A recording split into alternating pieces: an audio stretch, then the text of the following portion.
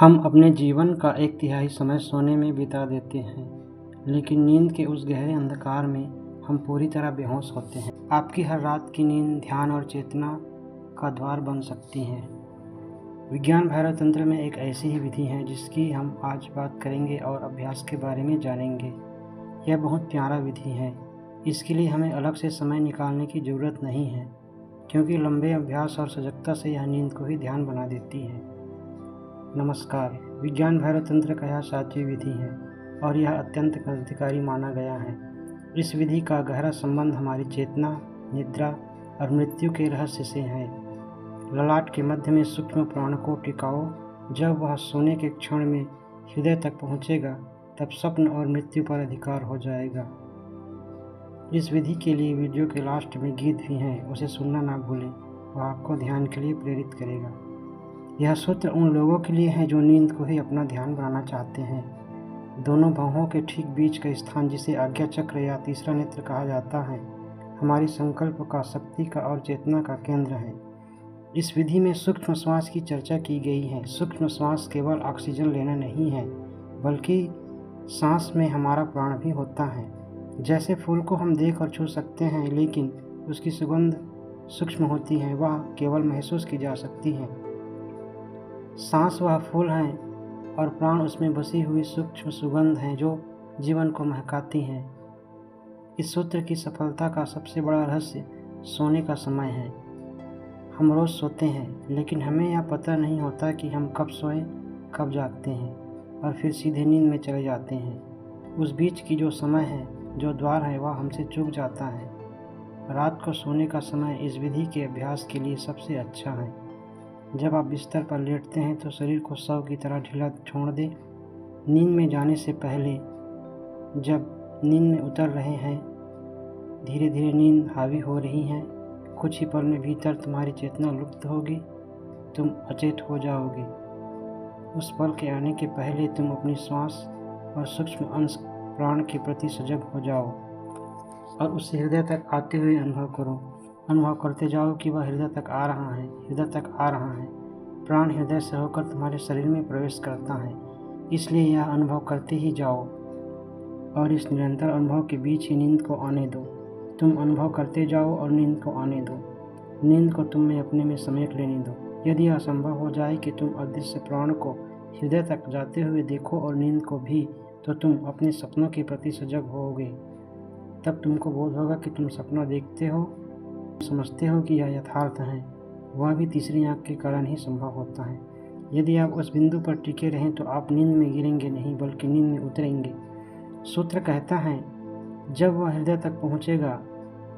इसका वैज्ञानिक और आध्यात्मिक अर्थ यह है कि जब आप तीसरे नेत्र पर ध्यान टिकाकर सो रहे होते हैं, तो आप एक ऐसी गहरी निद्रा में पहुंच जाते हैं जिसे योग निद्रा कहा जाता है। यह शरीर सोता है, मन शांत होता है, लेकिन हमारी चेतना जागती है। हमारी चेतना जागती रहती है। हमें स्वप्न क्यों आते हैं? दिन भर की अधूरी इच्छाएं, दमित भावनाएं और अशांत मन सपनों का निर्माण करते हैं। हम सपनों में इसलिए भटकते हैं क्योंकि हम बेहोश हैं। जब आप होशपूर्वक नींद में प्रवेश करते हैं तो आप स्वप्न देखते हुए भी जानते हैं कि यह एक स्वप्न है। जिस समय आपको यह बोध होता है कि स्वप्न केवल एक दृष्टा है, स्वप्न की शक्ति समाप्त हो जाती है। जो व्यक्ति अपने सपनों का मालिक बन गया, वह संसार की माया का मालिक बन गया, क्योंकि फिर वह जागृत अवस्था में भी देख पाता है कि यह संसार भी एक बड़ा स्वप्न है। नींद मृत्यु का एक छोटा रूप है। मृत्यु और नींद में केवल एक अंतर है। नींद से हम वापस लौट आते हैं, मृत्यु से हम दूसरे शरीर में चले जाते हैं। लेकिन दोनों ही स्थितियों में चेतना बाहर से भीतर की ओर मुड़ती है। मृत्यु का भय क्यों है? क्योंकि हम मृत्यु के समय बेहोश हो जाते हैं। हमारा सारा डर इसी बेहोशी का है। यदि इस सूत्र के माध्यम से आप नींद के दौरान जागना सीख गए, तो मृत्यु के क्षण में भी आप जागते रहेंगे। आप देखेंगे कि प्राण शरीर को छोड़ रहे हैं, इंद्रियां शिथिल हो रही हैं, लेकिन आप उस पूरी प्रक्रिया के साक्षी हैं। मृत्यु उसे ही मार सकती है जो सोया हुआ है। जो जाग गया, उसके लिए मृत्यु केवल एक वस्त्र मात्र बदलने जैसा है। यह एक दिन का चमत्कार नहीं है। महीनों के अभ्यास के बाद यह परिणाम आता है, जब आप नींद के द्वार पर सजग हो जाते हैं। सोते समय मन में कोई राग, द्वेष, चिंता न रखें। हृदय तक पहुंचने के लिए प्रेम और समर्पण की दशा सहायक होती है। यह विधि हमें केवल एक तकनीक नहीं देता, बल्कि जीवन जीने की एक नई दृष्टि देता है। जो व्यक्ति अपने श्वास और अपने ध्यान के तालमेल को समझ लेता है, उसके लिए जीवन का हर पल ध्यान बन जाता है। इस सूत्र का पालन करने वाला व्यक्ति केवल एक जीव नहीं रह जाता, वह एक दृष्टा बन जाता है। जब स्वप्न और मृत्यु का भय समाप्त हो जाता है, तो जो शेष बचता है वही सत्य है, वही परमानंद है। जागते हुए तो सभी जागते हैं, जो सोते हुए भी जाग जाए वही वास्तव में बुद्ध हैं। भ्रुकुटी के मध्य टिकाओ ध्यान, लालात पे रोको सूक्ष्म प्राण। जब नींद की बेला छाए रे, यह श्वास हृदय तक जाए रे। भ्रुकुटी के मध्य टिकाओ ध्यान, जब चेतना भीतर ढलती हो, आँखों में तंद्रा पलती हो।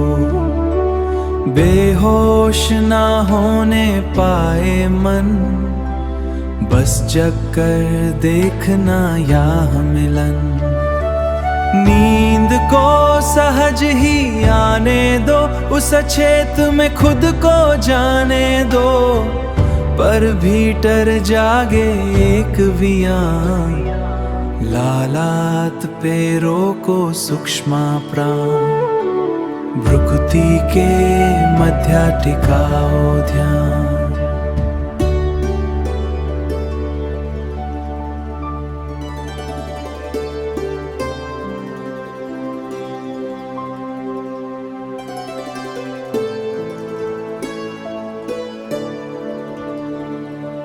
जो देख सके यह आजब खेल, निद्रा और श्वासों का यह मेल।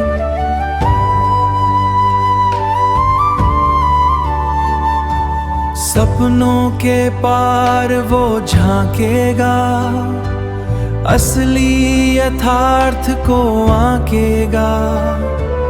तीसरी आँख जो खुल जाए, मृत्यु भी फिर न डरा पाए। मिल जाए स्वयं का ही कमाल, लात पे रोको सूक्ष्म प्राण। भ्रुकुटी के मध्य टिकाओ ध्यान, भ्रुकुटी के मध्य टिकाओ ध्यान।